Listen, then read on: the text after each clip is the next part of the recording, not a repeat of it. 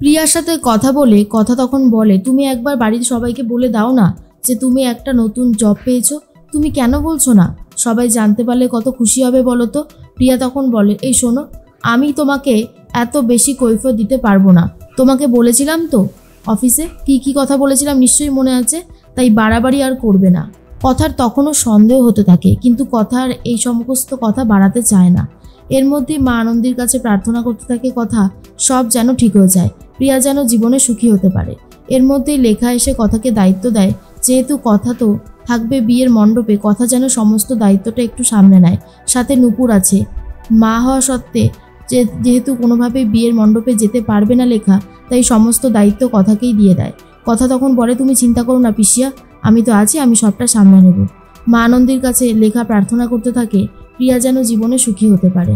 এর মধ্যেই কথা চলে এসেছে কর্তা দাদুর সাথে কথা বলতে, আর বলে, কর্তা দাদু আপনি একবার খাওয়ার জায়গাটায় চলুন, সবটা দেখে নেবেন।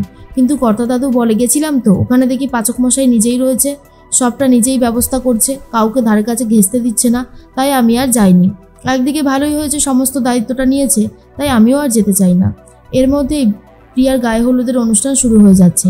সবাই মিলে অনেক মজা করতে থাকে, কিন্তু প্রিয়ার চোখে জল। প্রিয়া ভাবে, আমি কিভাবে পালাবো, আর আমি এই মানুষগুলোকে কষ্ট দেব যারা আমাকে এত ভালোবাসে? পারবো না, এদেরকে আমি কোনোভাবেই কষ্ট দিতে পারবো না, তাহলে যে আমি নিজে অনেক বেশি কষ্ট পাবো। কিন্তু আমি তো সৌরভকে ভালোবাসি। এসব ভাবতে থাকলে অগ্নি বলে, কি রে, কি হয়েছে? এখনই তোর গায়ে হলুদের অনুষ্ঠান শুরু হবে। এর মধ্যেই গায়ে হলুদের অনুষ্ঠান শুরু হয়ে গেছে। তখনই অগ্নি ম্যান্ডির পাশে গিয়ে দাঁড়িয়েছে, যেটা দেখার পর কথার একটু খারাপ লাগে। এরপর কথা প্রিয়াকে হলুদ মাখিয়ে দেয়, আর এদিকে অগ্নিও হলুদ মাখিয়ে দিয়েছে কথাকে। তখন কথা তো রীতিমতো অবাক হয়ে গেছে। এরপর পাচক মশাইয়ের গালে হলুদ লাগলে কথা নিজের শাড়ির আঁচল দিয়ে মুছে দেয়, আর মনে মনে ভাবে, পাচক মশাই আর আমার বিয়েটা তো মানবিকতার খাতিরে টিকে রয়েছে, শুধুই একটা অভিনয় মাত্র। এর মধ্যে অন্যদিকে সবাই মিলে আসতে শুরু করে দিয়েছে বিয়ে বাড়িতে। আক্কি আর প্রত্যয় সামলাতে থাকে, কিন্তু প্রত্যয়ের মনটা ভীষণই খারাপ। প্রিয়া তো বিয়ের পর অনেক দূরে চলে যাচ্ছে, নিজের বোনকে ছেড়ে থাকতে হবে ভেবেই প্রত্যয়ের কষ্ট হচ্ছে। আক্কি বলে, সব ঠিক হয়ে যাবে, চিন্তা করিস না।